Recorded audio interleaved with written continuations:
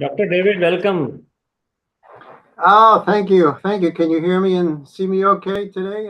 Clearly, very clearly. Wonderful. And Very, Shashi and Anup, thank you so much for inviting me to be involved in your important meeting today. yeah, thank you. Thank you for coming, accepting our invite. And, let me put on record your 2019 tweet. Thank you for that great tweet, which you had mentioned about dlive.in as being, best for Indians. So over to Shashi now. You Yeah, so certainly I think deserve all the accolades and the tweets. so welcome to all the viewers. Me and Anup, of course, we are hosting this historic and scientific feast for India. Anup is, of course, the originator of D-Life, the only oldest, biggest, and the only award-winning low-carb platform. So we have a special guest today, Dr. David Diamond. Let me briefly introduce Dr. David Diamond. So he has received his PhD in biology in 1985 from the University of California, Irvine, with a specialization in neuroscience. He recently retired as a career scientist in the Department of Veteran Affairs after almost 30 years of service, and currently a professor in the Department of Psychology, Cognitive, Neural, and Social Science Division at the University of South Florida. Dr. Diamond has been funded by VA, NIH, DoD, NSF, and the pharmaceutical company for his neuroscience research with over 150 publications, reviews, and book chapter. In the recent decade, Dr. Diamond has expanded his research program to address the controversial issue, including involving the cardiovascular disease and the nutrition, with publication in peer-reviewed medical journals. In recognition of the importance of his work to the global healthcare, he has been invited to present his research at numerous domestic and international nutrition, cardiology, obesity, and diabetes meetings. He has delivered lecture with over 1 million views addressing how the public and healthcare workers has been misinformed about the purported risk of high serum cholesterol and the appearance of a substantial benefit of medications that lower cholesterol. So welcome again, David. David, how would you like to Thank you. proceed? Would you like to start with slides or how is it? Well, I always like to use visuals because you can tell people about the data and the findings. But I think when you see the visuals, you see the graphs, and you see actually how we've been deceived about the fears about the cholesterol. Yeah. It's far more effective. So if I might, I hope Please. it'll work for my PowerPoint. It will to come work. up. It will work. You can share screen. It will work. Okay, so let's Just share open my the slide, screen. share screen, and it will do. It has been enabled.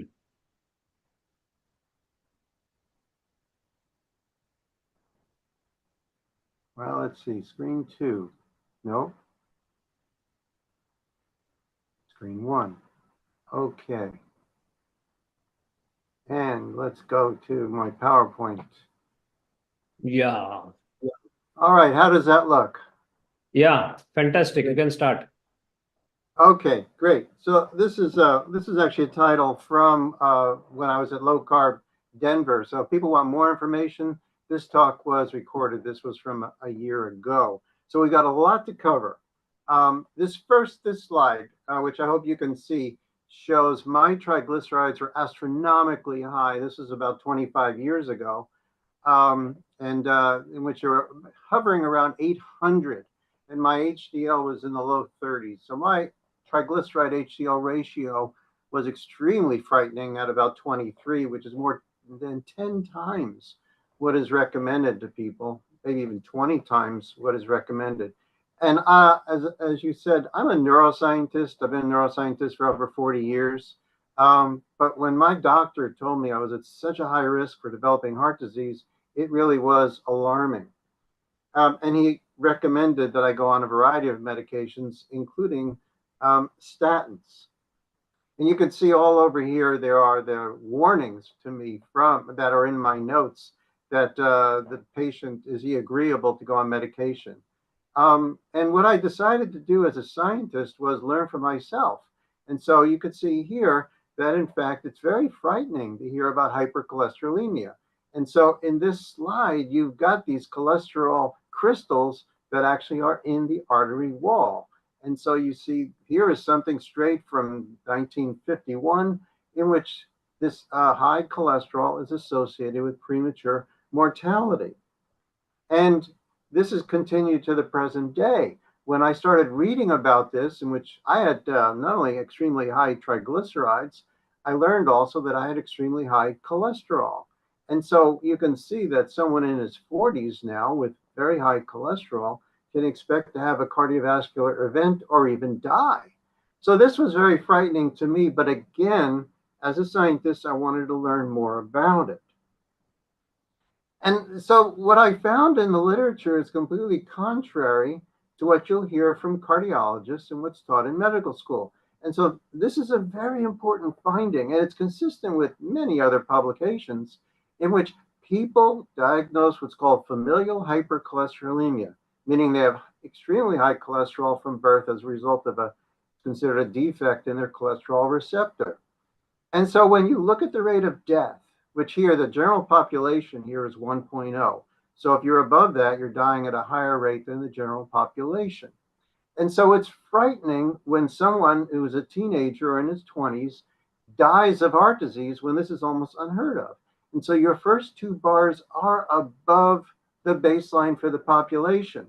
But what's important is that this is not statistically significant, that only a subset of the people with extremely high cholesterol die at a higher rate than the general population. And overall, these people are not actually dying at a higher rate than the general population when they are young. And now look at what is happening as they are getting older. These people, supposedly with this lethal disease, are dying at a lower rate than the general population. As you follow those blue bars downward, what that means is that they are dying at a lower rate. And in fact, people with FH, and we're talking about people that have cholesterol in their 300s or beyond, are dying at about half the rate of the general population of people in their 70s. And that was statistically significant. And this is actually consistent with the general literature. So what is happening with the people in their 70s with extremely high cholesterol that are dying at such a low rate? Well, this paper, which really is one of the best papers if you want to look at general rate of death, they broke it down to the type of death. And the people in their 70s, again, with very high cholesterol, are dying at a normal rate. That's right, they're right around 1.0. And they have half the rate of death from cancer and less than half the rate of death from other causes. Now, is this a mystery? I mean, you read this and say, why aren't these people dying at an extremely high rate? Well, there's an explanation. They're not different from the general population. That in fact, people with high cholesterol, and here's a paper that I had the pleasure to publish along with other investigators, almost all of these being MDs, including cardiologists. And what we found is the people with the highest LDL, which is all the bad cholesterol, they live as long, and even most of the findings show they live longer than people with low LDL. And so that's why the conclusion was that we should question the validity of the cholesterol hypothesis, which is that high cholesterol will clog your arteries and cause premature death. Now, why is that? Why is high cholesterol so good for you? And this is a message that people generally don't hear. But there's an extensive literature showing that not only in general are lipoproteins important for our immune system, but specifically LDL is important for immune function. That bacteria produce toxins that can kill you. For example, when people die of sepsis, it's a result of the toxins produced by bacteria that can ultimately cause the immune system to go on the offensive and destroy our own organs. And so LDL, in fact, binds to these toxins and protects us. So this is something that's entirely ignored by cardiologists and largely unknown by the general population, but very well established in studies of the immune system. And this is, in fact, why elderly people with high LDL are so healthy. Granted, we still need to be concerned about heart disease. So what about people with high cholesterol? Is it the high LDL that is causing more heart disease? So we have really important papers that every now and then are looking beyond LDL and telling us what's actually causing heart disease. So here's a really nice paper on people with familial hypercholesterolemia, meaning of extremely high cholesterol. And they're all on statins, which has now reduced the LDL. As you can see here, we have two groups that are about 150, which is still considered high. But the important thing about this graph is that it shows that we have two groups of people. We have in red those people who have no heart disease, and in blue, those people who have heart disease. And we see they have equivalent LDL levels. So what's the difference between those with heart disease and those without? Well, the crucial difference, and this is a measure that's consistent across the literature, is one of the best measures that one can have to predict 10-year rate of cardiovascular events, and that's coronary calcium. So those people that had extremely high coronary calcium, and that's here in blue, you can see well over 200, those are the people that had coronary events. And what else is consistent with high coronary calcium is high blood sugar, high fasting glucose. Those with coronary events had very high fasting glucose. Those with a low incidence of coronary events had much lower fasting glucose in a very good range. And this is consistent across the literature. And so much in which you fellows, you have talked about is the importance of diabetes as a risk for every Western disease, particularly heart disease. So high blood sugar clearly is one of the most important risk factors for heart disease, clearly just blowing away any potential influence of LDL. And in fact, in this study, which we reviewed in a paper we published in British Medical Journal 4 years ago, this is such an important paper because it's got people, and this is correcting for LDL levels, and it's looking at fasting insulin, and it's looking at people's waist size. These are really two of the most important measures that tell you whether or not someone will have heart disease. And so when you look at the general population of people who have low insulin and are not obese, as your reference, that's the 1.0. When you look at people with high LDL cholesterol, but they have low insulin and low waist size, there's no significant increase in the incidence of coronary artery disease. The people who have high insulin, in particular, high insulin and obesity, have over 7 times the rate of heart disease compared to the general population. So this is just one of the studies we reviewed in this paper, which has open access in BMJ from 2020. And again, it emphasizes the importance of blood sugar as a critical influence as to whether or not someone would develop heart disease. So let's take this a step further. Granted, people with FH do have more heart disease than the general population. So let's look at another study that looked further than just looking at LDL. This is a really very nice study published by a group that's very strong statin advocates. And what they've shown here is that you've got people that have extremely high LDL and total cholesterol. So their LDL is almost 300. Their total cholesterol is over 350. And again, you've got two groups. You've got those diagnosed with CHD, which is coronary heart disease, and those without coronary heart disease. And you see there's no difference between those with and without coronary heart disease as far as their total cholesterol and their LDL. There's a slight difference in their HDL and a slight difference in their triglycerides. So lower HDL, higher triglycerides. That's a sign of insulin resistance.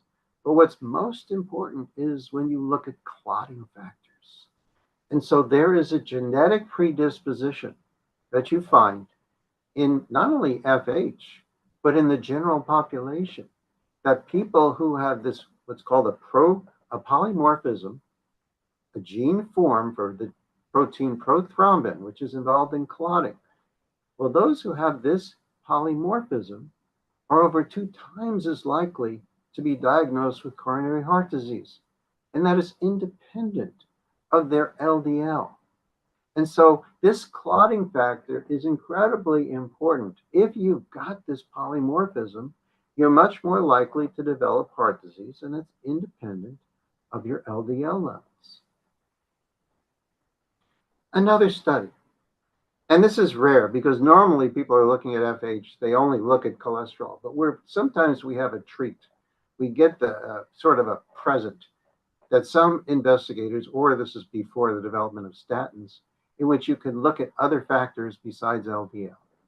So here's another study in which you see no difference in total cholesterol, LDL, as well as HDL and triglycerides. And what you find is extremely high total cholesterol, extremely high LDL. This is before the age of statins. And the crucial difference are the clotting factors. So the people who did not have coronary heart disease in blue had a lower level of fibrinogen and factor VIII. So these are the crucial clotting factors that when they become activated, then cause a blockage in our arteries, increase the viscosity of our plasma, and therefore contribute to coronary heart disease. Now, this isn't just a few studies and just not what I present in talks. I've had the great pleasure to work with Drs. Ufi Ravenskov, Dr. Michelle Largerill, and Dr. Malcolm Kendrick. And we have published papers on the importance, we call coagulopathy. When you look at the people with FH, that's familial hypercholesterolemia, those are the people who die young, and the people who die old. What is crucial is that they have greater clotting factors, or they have less reduction of clotting, which is called fibrinolysis. So we've got some papers that we have published on this, which frankly, I have to admit, has been ignored by cardiologists, most cardiologists. I will also say that Michel de Largerill is a cardiologist in France, and he recognizes the importance of clotting factors and does not believe that people with FH should automatically be treated with statins because he understands the importance of the clotting factors and not the LDL as a cause of heart disease. So if we look at one of the clotting factors, one of the most important ones is fibrinogen. So this is a protein that in its inactivated state is benign.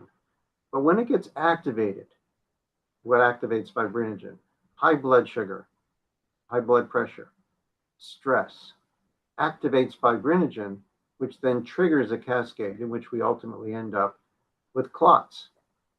And when we look here at, in this study, at whether we're looking coronary heart disease as well as cerebrovascular disease or stroke, what we see is a linear relation between the amount of fibrinogen in the blood and the risk for heart disease as well as stroke. There is nothing like this kind of clear age-independent risk that you'll find with cholesterol.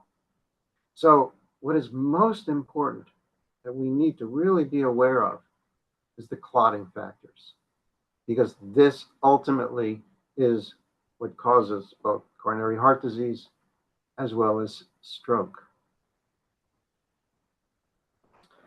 So this is an incredibly important slide because we still need to address, is LDL completely innocent of causing heart disease? And the answer is, well, maybe not.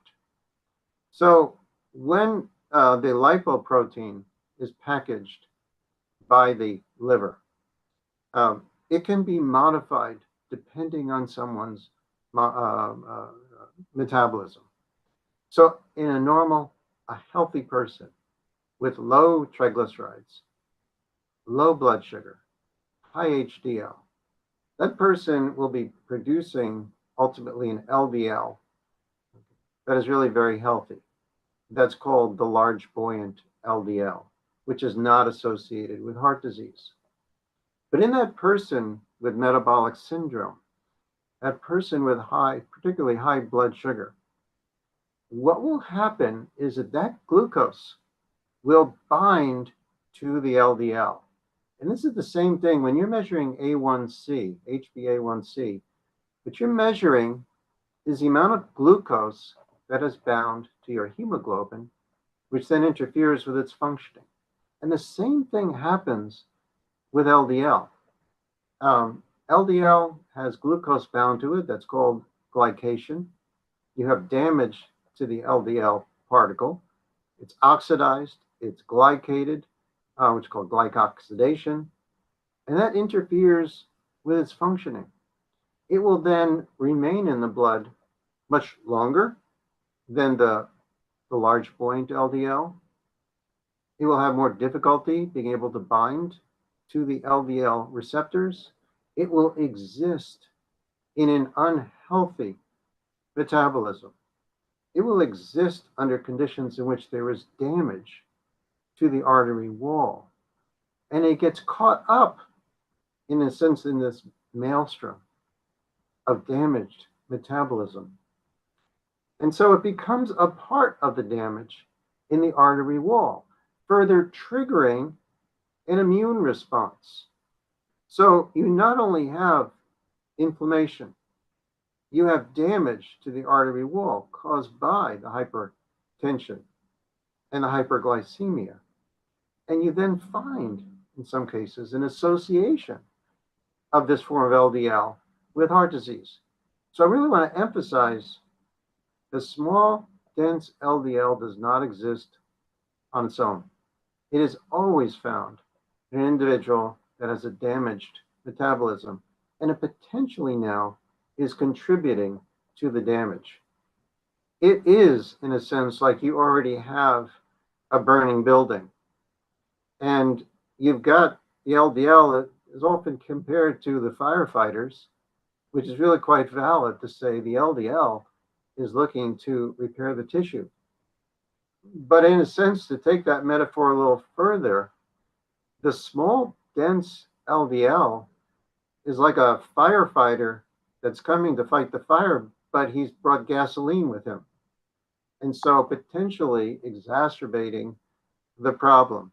And it is really important, again, I want to emphasize the small, dense LDL does not exist to a high degree in a healthy person. So let's look at the small, dense LDL, which again is what you find in people with typically high blood sugar, high triglycerides. So if we look at people who have a high level of small, dense LDL versus those who have a low level small, dense LDL, those people who are in the upper half having high, small, dense LDL, they also are extremely high in triglycerides, which is unhealthy. And this is what I learned for myself, that I had extremely high triglycerides, which I didn't mention earlier in the introduction. As a result of my studying the literature, realized that what was causing my high triglycerides was my excess consumption of carbohydrates. And so by dramatically reducing my carbohydrate consumption, I've been able to lose weight, reduce my triglycerides by about 75%, and also raise my HDL by about 25%. So in the last 25 years, I've been able to improve my overall metabolism. So let's get back to this study. So what you've got here is people who have a high degree of small, dense LDL, have very high triglycerides. People who are very low in small, dense LDL have a very healthy level of triglycerides. Looking at these people as well, the people with high, small, dense LDL, over 70% of them are diagnosed with metabolic syndrome, which means high triglycerides, high blood sugar, high blood pressure. So these people are very unhealthy. So the small, dense LDL exists in an unhealthy metabolism. Now let's look at their rate of heart attacks, coronary heart disease. The people who have the high level of small, dense LDL have far greater incidence of coronary heart disease compared to those who are very low in the small dense LDL. So this is a risk factor for heart disease, but it's an indication, again, that someone is very unhealthy. You look at the native LDL, the one that is not damaged by blood sugar, and that's the large buoyant LDL, and that's on the right. And what you see is no association of large buoyant LDL to heart disease risk, because large buoyant LDL has not been damaged by the blood sugar. Now, there's an odd finding that people with familial hypercholesterolemia do not have more strokes than the general population. And one reason for that is you actually do find that people with FH are relatively healthy. Obesity is rare. Diabetes, type 2 diabetes is rare. And so they rarely have high blood sugar. And so one question is, why is it that people with high cholesterol in general don't have a greater incidence of stroke? Well, again, it's because high cholesterol is not blocking arteries. So what is it that causes stroke? Well, it's very clear. What causes a stroke is blood clots. And so that's this slide right here shows the association of small dense LDL with a greater incidence of stroke. And why is that? Well, again, small dense LDL exists in a metabolism that is dominated by high blood sugar. And so the people who have the highest incidence of small dense LDL are also the ones that have more stroke. So again, I emphasize, because one component of LDL is associated with, in this case, cerebrovascular disease, does not mean it alone is causing it. We need to look at what is causing an increased incidence and concentration of small dense LDL. And what is causing that is the increased blood sugar you find in these people. So let's take this a step further. LDLC, so often people just measure their LDLC, and the LDLC is high, and your blood test result says you should go on a statin. Your doctor is alarmed because your LDLC is 200 or 300. We need to understand, LDLC is a terrible measure because it has multiple components. So when you get an LDLC measure, that is a combination of the small dense LDL and the large buoyant LDL. So first of all, realize you need to know, of course, you need to know your blood pressure and your blood sugar, but you're seeing a hybrid measure. It's not telling you the relative difference between the small dense and the large buoyant LDL. It's just looking at the total LDL in all the particles. So that's the first thing that's a problem. Now, I hope you can see this animation in which the studies are so consistent. And I've enjoyed hearing the talk before mine on the importance of blood sugar, to reduce blood sugar with a low carb or ketogenic diet. Because what happens with the low carb diet is that because the blood sugar comes down, you're reducing the small dense LDL, you're increasing the large buoyant LDL. Now, what can happen? What can happen is that your large buoyant LDL potentially now is transporting a large amount of the fat that's being metabolized. So if your large buoyant LDL goes up a lot and your small dense goes down, your total LDLC could actually grow, could be very large. But of course, that doesn't tell you really about your risk. Your risk ultimately gets to, again, blood sugar and the small dense LDL, which has dropped. And we reviewed these findings 4 years ago, working with doctors Blair O'Neill and Jeff Volek. And if you look at where these arrows are pointing, what we showed in reviewing the literature is that large buoyant LDL, that is, of course, the one that at worst is neutral and at best is helping your immune system. But there's a significant increase in large buoyant concentration in people on the low carb diet, compared especially to the low fat diet. And now if we look on the right, we see all these measures in which it's better when they go down. And in particular, we focus right now, the small dense LDL, here you can see in blue, is declining. All these other measures, the weight, blood glucose, insulin, the measure of insulin resistance, the HOMA, triglycerides drop dramatically. The ratio of triglyceride to HDL, the small dense LDL has dropped, leptin as well, and LP little a, which is also a measure. So all these measures, all these risk factors have improved.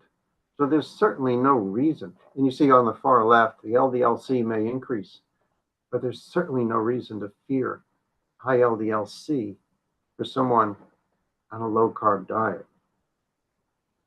Let's take this another step further, just to show you the, frankly, absurdity of depending on LDLC as a determinant as to whether or not someone is at risk for heart disease. There is another lipoprotein which is structurally almost identical to LDL, and that's lipoprotein A, or called LP little a. Even though it is virtually identical, it has quite different function from LDL.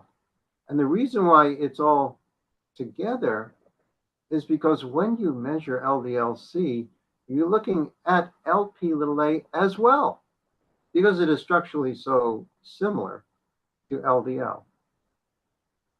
LP little a does not actually cause clotting.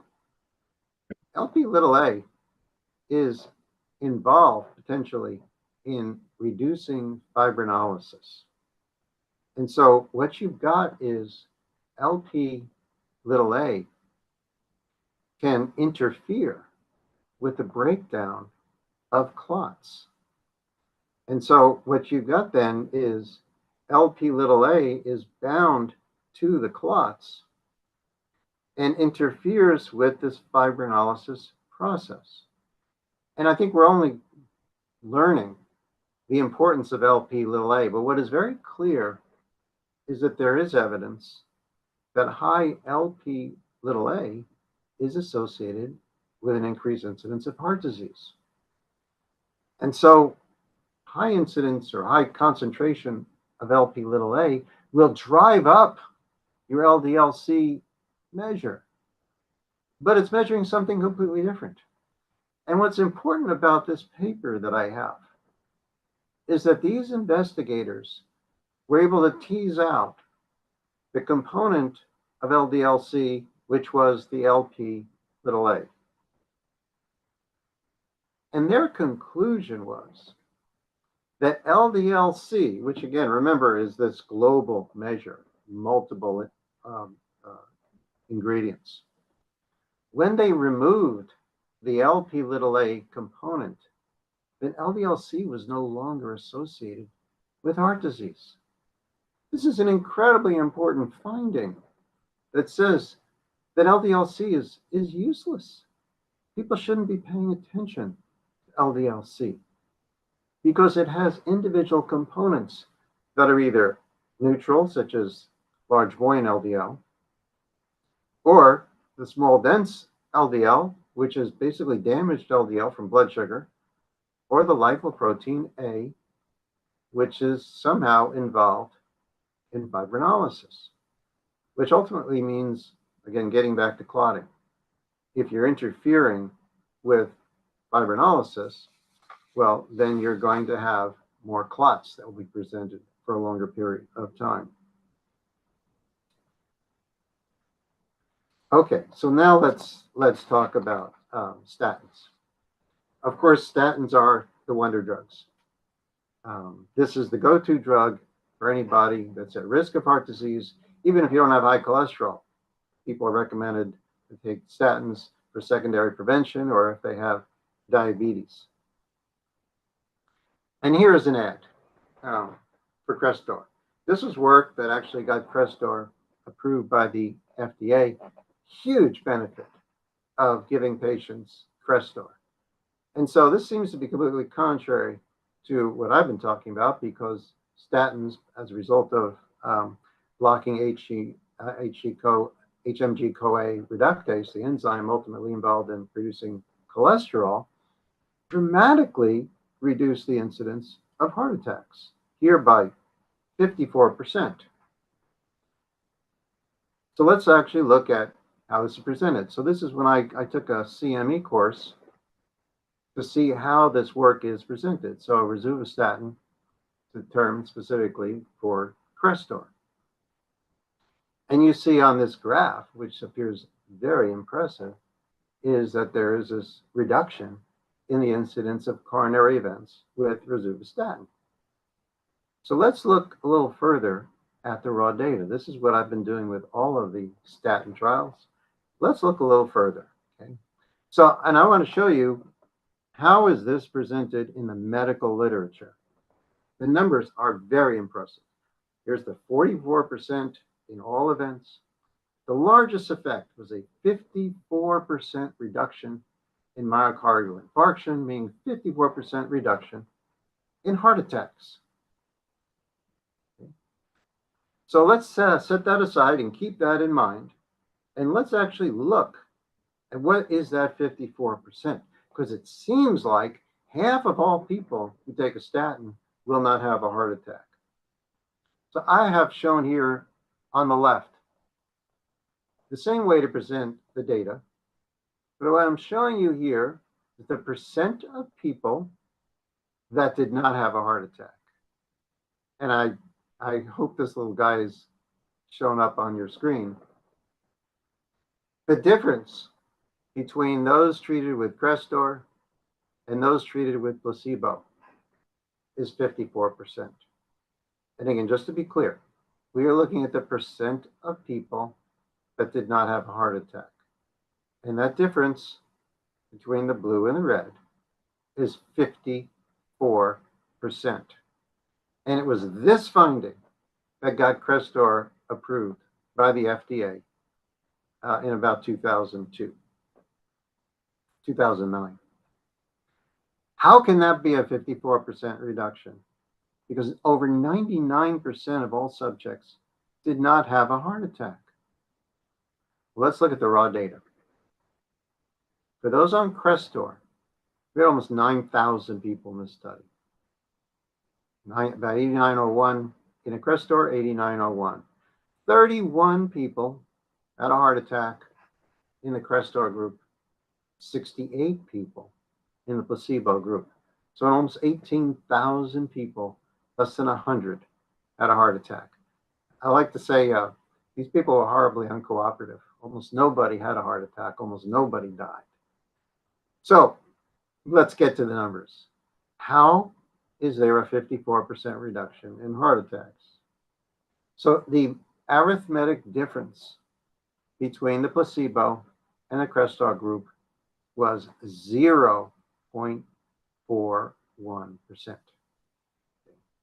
And 0.41% is 54% of 0.76. This is so important. We need to understand how you can take statistics and manipulate it in a way. I mean, why was it Paul Ridker, Dr. Ridker, didn't say the real difference was 0.41, instead is using 54%? This is routinely done, and we have published a paper on this. This has been done for 40 years. This is taking the real difference, which is the absolute risk difference, and amplifying it, which is called the relative risk difference. And it gives you the impression that you're so incredibly safe by taking the statin, when actually statins are incredibly inept, effectively impotent at really making a substantial difference in the incidence of heart disease. And in fact, based on this study, you'd have to give Crestor to over 200 people, 220 people, to stop one heart attack from occurring in one person. So instead of saying, wow, I've lowered my heart attack risk by 54%, the real finding is I've lowered my risk of a heart attack by 0.41%. Over 99% of the people on Crestor will have no different outcome compared to those on placebo. And this has actually been quantified. And again, it's not just something I present in meetings. We have published on this. Here's a very nice review and meta-analysis published in JAMA, in which the arrows are pointing to the incredibly low benefit of statins. And that's the absolute risk reduction, which is around 1% overall, which can be amplified by relative risk. But this is not what you should be using. You really want to look at the absolute risk reduction. What's the actual chance that I'm not going to have a heart attack? And that's typically 1% or less. And the authors of this study basically were very straightforward, saying benefits are modest. Most participants who took the statins, and this is under ideal conditions, by the way, in typically drug company funded studies, most participants derive no clinical benefit. And why is it there's even a small benefit of statins? Well, this is a paper from over 2 decades ago, and it's been known for over 2 decades. That in fact, and like right here underlined in red, that in fact LDL cholesterol levels are weakly associated with cardiovascular events. So what's a real benefit of statins? Non-lipid mechanisms, reducing thrombus formation. What's going on with a thrombus? It's clotting. And so statins can reduce some clots. So again, we get back to clots as the real trigger for producing cardiovascular disease. And ultimately, this is the cause of why it is people have heart disease and cerebrovascular disease. What we want to do is minimize that clotting. So 1%, it's better than nothing.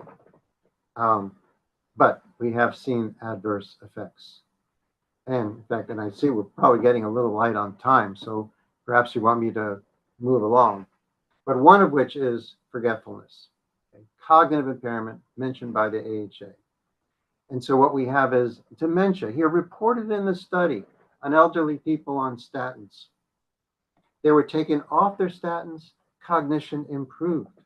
They're put back on the statins, once again, diagnosed with dementia. In addition, you see a doubling in the rate of diabetes in people on statins. Multiple studies have shown adverse effects of statins in people: kidney disease, muscle atrophy, reduction in sex steroids. Here are more papers, which I would, if I had more time, I would go into it. We reviewed this in a paper we published a couple of years ago on why statin therapy is not warranted for a person on a low carbohydrate diet. Let me finish by saying, well, what about if you've got low triglycerides and high HDL? So here you've got people with high triglycerides, low HDL. These people are unhealthy. The simvastatin did reduce events in these people who are unhealthy, largely because it's blocking clotting. But now look at the people with low triglycerides and high HDL. These people by themselves, the placebo group, has a low incidence of heart disease. So this is what's crucial. The simvastatin had no benefit in the people that had low triglycerides and high HDL. So therefore, the statins have a benefit only in those who are unwell. Finally, this is what's wrong with the way people think about LDL. This diagram just shows LDL getting into the artery and causing damage. What they're not taking into account is what's called the glycocalyx. This is a protective barrier that we have on our artery wall. And it stops blood cells, it stops clotting, and it stops LDL from getting into the artery. This is an image of the glycocalyx. What you see on the right is the glycocalyx is damaged by high blood sugar. And then you have calcium accumulation, platelets aggregate as a result of the damage from high blood sugar and high blood pressure. And in fact, the people who have damage to their glycocalyx here on the bottom, they are the first to show increased heart disease. Okay, that's the PBR 525. These are the people who have damage to their glycocalyx. These are the people who then develop the heart disease first. So then, in conclusion, we published this paper a couple of years ago, very controversial. We reviewed all the evidence on the benefits of the low carbohydrate diet. The only concern with low carbohydrate diet is it can raise LDLC. And I've tried to present in this short period of time where you do not need to be concerned about high LDLC alone. And I have chapters in these books, and there are so many people that I have benefited from. And many of them are in have written chapters in these books that I highly recommend to people. And I thank you.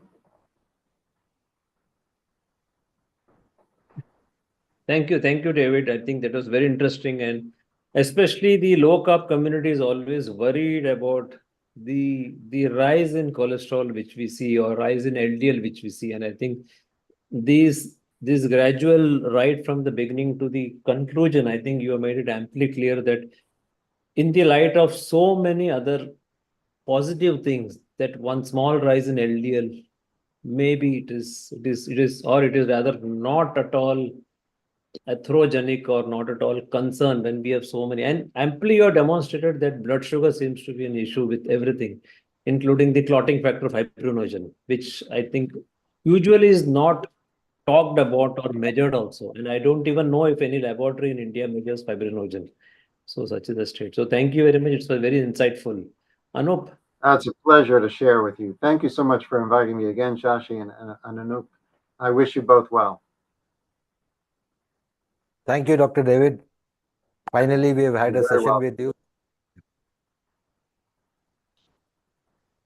Yeah, thanks, Dr. David. And maybe we'll meet again in future events. Probably when little more other data also comes, because I see that there are continuous publications on this cholesterol front, especially in the low carb ketogenic front. So a lot of things are emerging now. So probably we'll be able to discuss much more things which are already happening in this front, maybe in the future events. And we have a paper just about to come out as well in Frontiers on this topic as well. And I look forward to meeting you someday in person. Thank you.